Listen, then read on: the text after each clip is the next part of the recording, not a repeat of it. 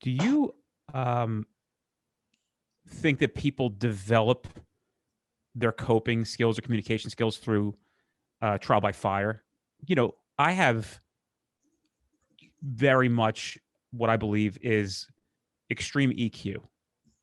Probably another reason why we are experiencing the success that we have. I very rarely, interject emotion or mix the two, especially when it comes to business decisions.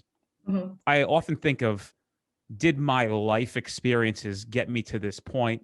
And I'll also sprinkle in the top that I began to learn, I've always had good coping skills because of my upbringing. I had a very difficult childhood. And went right into law enforcement at 19, got thrown into into a jail setting, and the sink or swim mentality. There was no guidance really. We had 3 days of Right. field training, and my communication skills got better there. They had to, or it was not good. Who knows what could have happened. And then I think that also some of the examples we see, which could be more attracted to us, of hey, this is how this person deals with things. It's very admirable. Mm-hmm. We always look at those leaders who do not listen. I speak with emotion when I talk, right? I call things out, but I'm putting a presentation on.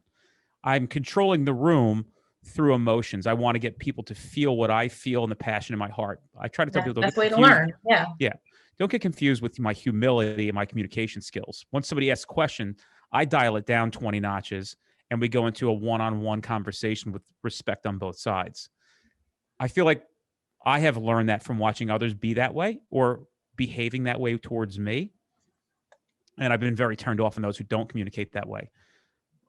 I guess what I'm saying is people also have to check themselves on how they're communicating, wives and husbands. Yes. Right? Does it make sense? We keep saying that to each 100%. other. We keep asking, does that make sense to each other? We always make sense. Just know I that. think so. Yeah, I'm trying. No, it does. It makes sense because when we talk about effective communication, what is communication? I deliver a message to you, you receive the intended message, and you deliver a message back. That's And the removing, logistic yeah. of communication. You think sometimes letting dust settle and coming back when cooler heads prevail is always a good idea? 110%. Mm-hmm. You're never, because when you're operating on sheer emotion, like we just talked about, emotions become reality. You start to react based upon your emotion, not the issue at hand. And your ability to resolve the actual issue at hand is diminished by you attempting to resolve your emotion instead, if that makes any sense. I just did it again. I know. If I that know. You makes got to sense. catch up. Yeah, you If got to that catch makes on sense. to these things. Yeah. So again, like I'm coming back to my trainings all the time, right? But extracting your needs from emotion. That's one of the exercises that I do. So it's picking your emotion or a time that you felt like you had an emotion that was, for better lack of terms, controlling your behavior, and extracting what need wasn't being fulfilled that was producing that emotion. So, I mean, that could be, I'll just give you a general example because anybody listening can probably relate to this one. You come home from work and you're late and you miss dinner, and your significant other, their behavior is very turned off from you.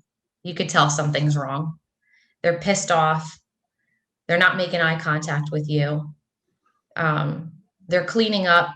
They're cold. They're off. Right. Now that we're going to analyze that behavior, but let's take a look at the emotion that was that Manifested. resulted Mm-hmm. right in the behavior, right? Like a domino effect. A Mm-hmm. had to happen for B to happen. Now that significant other may be feeling in the back of their mind like, God damn you, man. Excuse my language. I had the kids all day Jenna, long. first of all, let me back up a second. You just said, excuse my language on goddamn me. You've been dropping fuck Fine. 64 times in this podcast and you're going to I excuse yourself for goddamn. Yes, I Let respect it rip. the Lord above. Okay. No, he don't I like don't the like F to word use either, his just so you name know, in sir. vain. I'm Italian. I would have gotten hit with a wooden spoon for that one. But fuck, I could say. Okay. Fangul. Okay. So that significant other may be feeling like shit. I was at home with these kids all day. I'm going to lose my fucking mind. I made your ass dinner. You didn't come home on time. Now that's still the anger. But let's boil down behind the anger. I fucking miss you, man. I just wanted to see you. Hmm. I wanted to spend time with you and see your face and feel being your significant other, your husband, your wife, whoever it may be, right? Like that's really like what's underneath. So the need is feeling connected to somebody. The behavior is showing something totally different. So now the significant other has a few different ways of how they can react to that. Maybe they become emotionally charged, right? Like, well, you know what? I wanted to be home for dinner. I didn't want to be late. I would have rather been here than dealing with the bullshit that I was dealing with at work. So F you. Now that's defensiveness, right?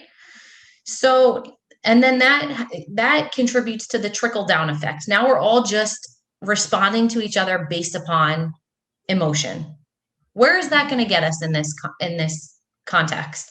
Not really very far, especially not getting our needs met, which our main goal is to have our needs met.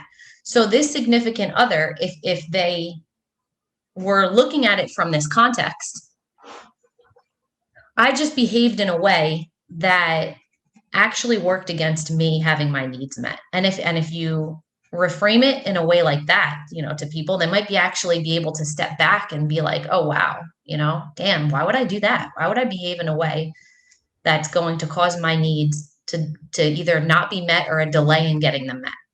And so then they can evaluate, you know what?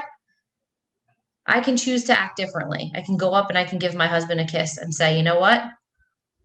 I'm really let down that you weren't here for dinner because I just really missed you. And I just need 10 minutes to kind of cool off from that. All right, we could do that. Right? I think about people listening to this and don't have reservations. My advice to you is be open-minded to what you're hearing today, because even if you're not in a relationship now, these are really good things to consider as you progress in life. Hey, thanks for watching the video. If you liked what you saw, subscribe to our channel or leave a comment below, and also like us too. It means the world to us.